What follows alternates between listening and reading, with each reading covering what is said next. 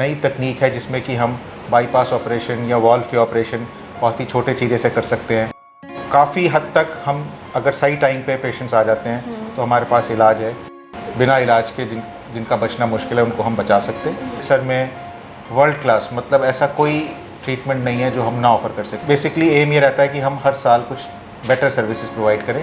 Heart की बीमारी में टाइम बड़ा इंपॉर्टेंट है। ज़रूरी है कि ट्रीटमेंट आपको अपने ही शहर में मिल जाए, तो वो टाइमली टेस्ट करा के हमें अपना रिस्क फैक्टर पता होना चाहिए। ਅਮਨਦੀਪ ਮੈਡੀਸਿਟੀ ਜੋ ਕਿ ਲੋਕਾਂ ਨੂੰ ਹਰ ਵੇਲੇ ਮੈਡੀਕਲ ਸਰਵਿਸਿਜ਼ ਦੇਣ ਲਈ ਅਗਰਸਰ ਰਹਿੰਦਾ ਹੈ। ਲਗਭਗ ਅਮਨਦੀਪ ਮੈਡੀਸਿਟੀ ਹਸਪੀਟਲ ਦੇ ਵਿੱਚ ਲਗਾਤਾਰ ਇਹਨਾਂ ਦੀ ਕੋਸ਼ਿਸ਼ ਰਹਿੰਦੀ ਹੈ ਕਿ ਵਿਅਕਤੀਆਂ ਨੂੰ ਜਾਂ ਫਿਰ ਲੋਕਾਂ ਨੂੰ ਵੱਧ ਤੋਂ ਵੱਧ ਜਿਹੜੀਆਂ ਵਧੀਆ ਤੋਂ ਵਧੀਆ ਮੈਡੀਕਲ ਸਰਵਿਸਿਜ਼ ਪ੍ਰੋਵਾਈਡ ਕਰਵਾਈ ਜਾਣ। ਅੱਜ ਅਮਨਦੀਪ ਹਸਪੀਟਲ ਦੇ ਵਿੱਚ ਨਵੇਂ cardiac surgeon doctor Pankaj Goyal ਨੇ ਸ਼ਿਰਕਤ ਕੀਤੀ ਹੈ। ਗੱਲਬਾਤ ਕਰਾਂਗੇ। ਸਰ ਬਹੁਤ ਬਹੁਤ ਸਵਾਗਤ ਹੈ ਤੁਹਾਡਾ ਅਮਨਦੀਪ ਮੈਡੀਸਿਟੀ ਦੇ ਵਿੱਚ। Thank you sir. ਕੀ ਨਵੀਆਂ ਸਰਵਿਸਿਜ਼ ਜੋ ਇੱਥੇ ਹੋਰ ਜਿਹੜੀਆਂ ਲੋਕਾਂ ਨੂੰ ਪ੍ਰੋਵਾਈਡ ਕਰਵਾਈਆਂ ਜਾਣਗੀਆਂ?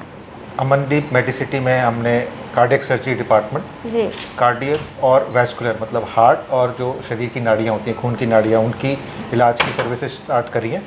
मेरे को यहाँ पर आए हुए 2 हफ्ते हो गए। मैं अपनी पूरी टीम के साथ आया हूँ। पहले यहाँ पर कार्डियोलॉजी सर्विसेज थी जो कि एंजियोग्राफी, स्टेंटिंग वगैरह वो डॉक्टर यादविंदर देख रहे थे, और जो उसके साथ एसोसिएटेड होती है बाईपास ऑपरेशन, हार्ट के वॉल्व के ऑपरेशन, जन्म से जो प्रॉब्लम होती हैं, दिल में छेद होना, उनका इलाज, वो सारी सर्विसेज अब मैं अपनी टीम से यहाँ पर प्रोवाइड करूँगा। कि कुछ सर नवा जो है ਇੱਥੇ पेशेंट्स ਨੂੰ प्रोवाइड किया जाए? हाँ, सो बेसिकली अभी हमने नया पूरी डिपार्टमेंट इस्टेब्लिश किया है, और इसमें हमने बिल्कुल जो वर्ल्ड क्लास सर्विसेज है, जो कि ऑपरेशन थिएटर है वो वर्ल्ड क्लास है। उसके अलावा जो नई तकनीक है जिसमें कि हम बाईपास ऑपरेशन या वॉल्व के ऑपरेशन बहुत ही छोटे चीरे से कर सकते हैं, उसको हम यहाँ पर स्टार्ट करेंगे।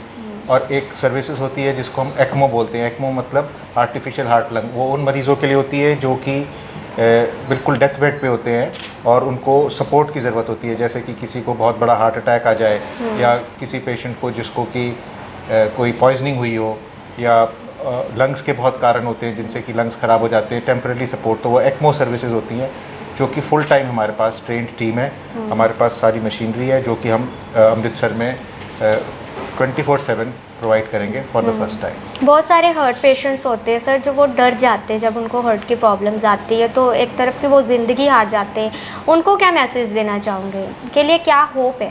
होप ये है कि सबका इलाज तो नहीं हो सकता है ना, सब 100% तो सबको नहीं बचाया जा सकता, लेकिन काफ़ी हद तक हम अगर सही टाइम पे पेशेंट्स आ जाते हैं तो हमारे पास इलाज है कि हम नियरली 70-75% लोगों को जो कि बिना इलाज के जिनका बचना मुश्किल है उनको हम बचा सकते हैं। और जो इम्पॉर्टेंट चीज़ है वो ये है कि इस समय हम अमृतसर में वर्ल्ड क्लास मतलब ऐसा कोई ट्रीटमेंट नहीं है जो हम ना ऑफ़र कर सकें। मैं अमृतसर सिटी में पिछले 22 सालों से हूँ। काफ़ी हज़ारों ऑपरेशन हो चुके हैं, और बेसिकली एम ये रहता है कि हम हर साल कुछ बेटर सर्विसेज प्रोवाइड करें जिससे कि जो हमारा ट्रीटमेंट है वो वर्ल्ड क्लास लेवल का हो। मतलब अमृतसर से किसी को बाहर जाने की ज़रूरत ना पड़े, क्योंकि जैसा आपको मालूम है कि हार्ट की बीमारी में टाइम बहुत इंपॉर्टेंट फैक्टर है। अगर टाइमली ट्रीटमेंट हो जाए तो पेशेंट को बचाया जा सकता है। मैं एग्जांपल दूंगा आपको, जैसे कि एक बीमारी होती है जिसमें कि हमारी जो मेन नस ऑर्टा होती है फट जाती है, उसको ऑर्टिक डिसेक्शन कहते हैं। वो ऐसी बीमारी है कि जिसमें हर घंटे नियरली 25% लोगों की मौत हो जाए, हर घंटे। तो मतलब आप समझ सकते हैं कि एक दिन के एंड में हार्डली 2-3% लोग बचते हैं। इससे पहले मैंने 2008 में अमृतसर का पहला ऑर्टिक डिसेक्शन किया था, तो पहले लोगों को बाहर जाना पड़ता था। अब वो सारे पेशेंट्स हम यहाँ कर पाते हैं, बच जाते हैं, तो वो लाइफ सेव हो जाती है। क्योंकि हार्ट की बीमारी में टाइम बड़ा इंपॉर्टेंट है। ज़रूरी है कि ट्रीटमेंट आपको अपने ही शहर में मिल जाए, क्लोज। तो वो हमारा मकसद है कि यहाँ हमारे पास पूरा इंफ्रास्ट्रक्चर है। यहाँ पर पहले से ही मेडिसिटी में जो एक हार्ट के इलाज, हार्ट सर्जरी के लिए जो हमें बाकी चीज़ें चाहिए होती है, कार्डियोलॉजी का किडनी डिपार्टमेंट हो, गैस्ट्रो डिपार्टमेंट हो, पूरा रेडियोलॉजी डिपार्टमेंट है, इंटेंसिव केयर है, वो सारी चीज़ें अवेलेबल हैं। और मेरी जो टीम है उसमें सारे इंटेंसिविस्ट, परफ्यूजनिस्ट जो कि हार्ट लंग मशीन वगैरह करते हैं, पूरे टेक्नीशियन, स्टाफ, नर्सेस, पूरी टीम है जो कि पेशेंट को पूरी केयर दे सकते हैं। बहुत सारी प्रॉब्लम्स आ रही है, यंग एज में काफ़ी प्रॉब्लम्स आ रही है कि हार्ट अटैक की प्रॉब्लम, साइलेंट अटैक आ जाता है। क्या कारण है इसके पीछे सर? कारण एक तो है हमारा लाइफस्टाइल, मेन कारण है, ठीक है ना। क्योंकि जिस तरह का लाइफस्टाइल हो गया है, जितना स्ट्रेसफुल स्पेशली यंग एज से ही स्टार्ट हो जाता है, प्लस थोड़ी सी लापरवाही है कि हमने बहुत कुछ ऊपर वाले पे छोड़ा हुआ है और अपनी तरफ से हम निगलेक्ट करते हैं एक्चुअली। अब काफ़ी साइंस से हमें मालूम है कि कुछ चीज़ें हैं जो हमें नहीं करनी चाहिए, या अगर हमारे अंदर प्रॉब्लम है तो हमें उन्हें सॉल्व करना चाहिए। तो वो टाइमली टेस्ट करा के हमें अपना रिस्क फैक्टर पता होना चाहिए। हम सारी अवॉइड नहीं कर सकते ना, किसी को 100% नहीं है कि आपने पहले से उसको प्रिवेंट कर सकते हैं, लेकिन एटलीस्ट हमें मालूम है कि हमें ये दिक्कत है, हम हाई रिस्क में हैं, तो हम उसके लिए तैयार होते हैं। टाइमिंग क्या रहेगी सर, अगर कोई हार्ट पेशेंट है तो उसके ट्रीटमेंट के लिए? नहीं, मैं यहाँ पर फुल टाइम, ठीक है ना, मेरी टीम यहाँ पर हम 24/7 है, क्योंकि हार्ट सर्जरीज अक्सर इमरजेंसी भी होती हैं ना, लेट नाइट कभी भी, तो हमारी टीम 24/7 है।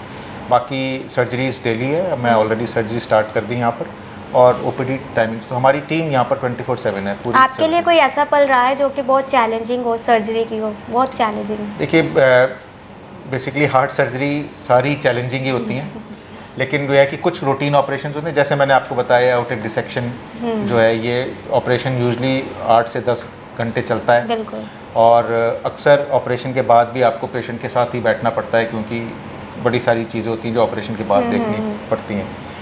तो ये कुछ चैलेंजिंग होते हैं, बाकी सारे हार्ट ऑपरेशन ही चैलेंजिंग है। मतलब ये 3 से 4 घंटे के ऑपरेशन होते हैं, और हर एक ऑपरेशन जो है वो बिटवीन लाइफ एंड डेथ जो है ना, वो रिस्क फैक्टर रहता है। किसी की भी गलती से, मतलब गलती नहीं, थोड़ी वेरिएशन से भी हो जाता है, तो इसलिए हर ऑपरेशन में काफ़ी केयरफुल रहना पड़ता है। बहुत सारे लोग हैं जो सर्जरी करवाने से डरते हैं कि विदाउट सर्जरी कोई ट्रीटमेंट हो तो वो ज़्यादा उनको बेनिफिशियल मांगते हैं। क्या कोई ऐसा हार्ट में भी कोई ऐसा ट्रीटमेंट है? नहीं, ट्रीटमेंट ऑप्शंस तीनों है हमारे पास। एक मेडिकल जो कि दवाइयाँ हैं, दूसरा स्टेंटिंग हार्ट की नाड़ियों के लिए, और तीसरा है ऑपरेशन।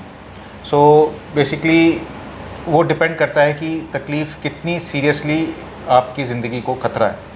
अगर वो इमीडिएट बहुत बड़ा खतरा है तो उसका आपको कुछ दवाई पे काम नहीं चलेगा। बिल्कुल। ठीक है ना। अगर वो बीमारी ऐसी है कि शुरुआत में है, तो अक्सर ज़्यादातर पेशेंट, मैं कहूँगा नियरली 70-75 पेशेंट्स, अगर शुरुआत की बीमारी है उनका दवाई से मैनेजमेंट हो जाता है। टाइम, ये ज़रूरी नहीं कि क्योर हो जाए, लेकिन यह है कि उनको 5, 7, 10 साल तक भी मिल सकते हैं कि वो सर्जरी या स्टेंटिंग अवॉइड कर सकें।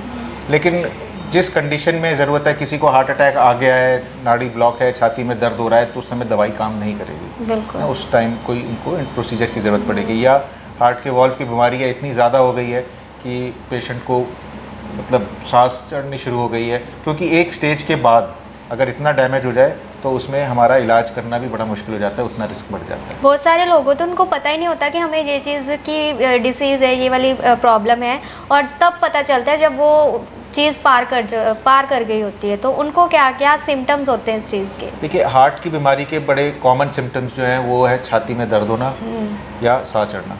ये बड़े 2 कॉमन हैं। तो वो कई बार, लेकिन जैसा आपने बताया, स्पेशली जो जन्म से कुछ छेक होते हैं वो कोई भी प्रॉब्लम नहीं करते हैं, क्योंकि ये बॉडी का रिजर्व है। तो वो काफ़ी लेट एज में, जब लेट स्टेज हो जाती है तब पता चलता है। तो उसके बारे में बस यही है कि अगर आप फ्रीक्वेंटली आप अपना चेकअप करा रहे हैं, तो हो सकता है कि आपकी ईसीजी देख के या छाती का एक्सरे देख के कोई डिटेक्ट कर ले उसको कि भाई आपको ये प्रॉब्लम है, तो एटलीस्ट आपको आइडिया लग जाए। क्या मैसेज देना चाहेंगे अमनदीप मेडिसिटी की तरफ से? आप यहाँ पे ज्वाइनिंग की है और हमेशा ही लोगों की सेवा करने का, जो इस डिसीज़ से जो गुजर रहे हैं उनकी सेवा करने का आपका मोटिव रहेगा? मैसेज यही है कि अमनदीप मेडिसिटी में आप full fledged cardiovascular services 24/7 available हैं, और हमारे पास बिल्कुल latest state of the art बिल्कुल सारा इक्विपमेंट है। सारा ओटी से लेके पोस्ट ऑप केयर तक पूरी जो टीम है, वो टीम भी मेरे साथ 22 साल से वो टीम सेम टीम है, जो कि